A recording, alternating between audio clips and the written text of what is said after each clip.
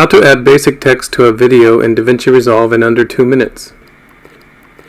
Begin by having your background clip loaded into the timeline and be sure you're on the Edit tab.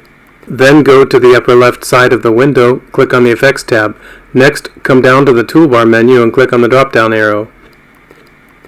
Click on Titles, then click on Text option and drag it to the timeline just above the background video clip.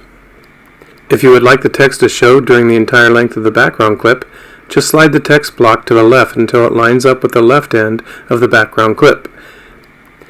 Then select and drag the right edge of the text block until it lines up with the right edge of the background clip.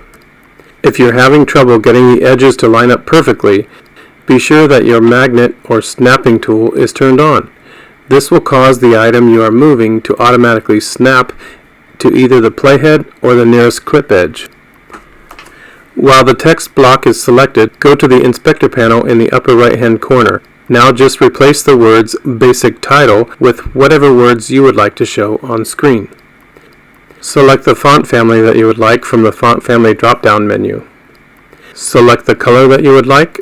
In this example, I would like for the font to remain the default white, so I will just click OK. Click the text and move it to where you would like for it to be.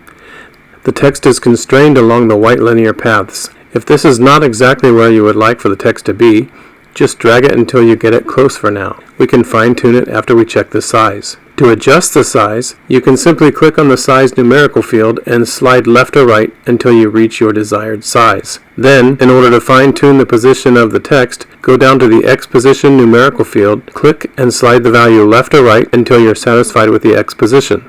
Do the same in the Y position numerical field, sliding left and right until you are satisfied with the text placement in the Y position. You can also type the X and Y position values directly into the corresponding numeric field if you find that to be easier. It's really that simple. Thanks. See you on the next video.